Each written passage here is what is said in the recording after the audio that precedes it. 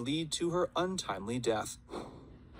The tragic end. What really happened? An official with the San Diego coroner's office said the cause of death was reported to that office to be the result of congenital stenosis or constriction of the intestine after the child went into septic shock.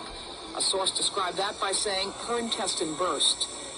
Heather O'Rourke's death in 1988 was as sudden as it was devastating. Just a few weeks after her 12th birthday, Heather began experiencing severe health complications that would ultimately lead to her passing. In 1987, she had been diagnosed with Crohn's disease, a chronic inflammatory condition, but it's now understood that this diagnosis was incorrect. Her true ailment, congenital intestinal stenosis, a rare congenital blockage in the intestines, had gone undetected for years. It led to a buildup that eventually caused an infection and septic shock. The night before her death, she experienced intense abdominal pain, prompting her parents to rush her to the hospital. Upon arrival, she suffered cardiac arrest due to septic shock, a complication of her bowel obstruction.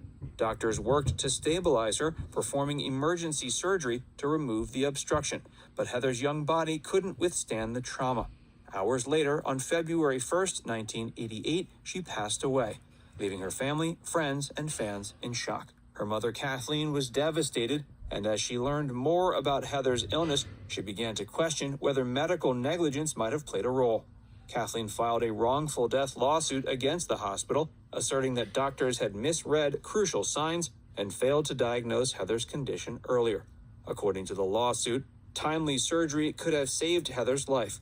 Although the hospital defended its treatment, arguing it followed proper protocols, the case was eventually settled out of court. Adding another layer of intrigue to her passing was the rumor of a so-called poltergeist curse. Heather's death, along with the strange and tragic fates of other cast members, led fans to believe that Poltergeist series was cursed. The idea of a curse gained traction, with Heather's death serving as one of the main examples of the alleged supernatural involvement surrounding the film. Whether these eerie coincidences hold any truth is certainly debatable, but they have contributed to the lasting mythos of the Poltergeist legacy. Despite these theories, though, her family has consistently maintained Heather's death was simply a tragic medical misfortune. They say her passing, while heart-wrenching, was not linked to any paranormal curse or supernatural cause. But rumors of foul play persisted. Henry Winkler's shocking claims. Henry Winkler, the legendary actor who worked with Heather on Happy Days, shocked the public with comments in 1988, shortly after her death.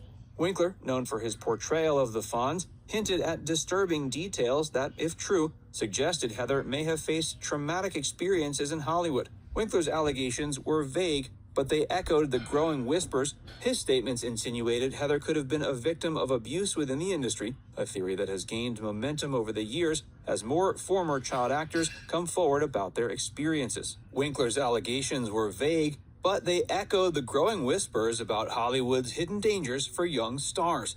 He suggested Heather's passing might not have been an innocent medical tragedy, hinting instead at a possible connection to abuse that some believe contributed to her death.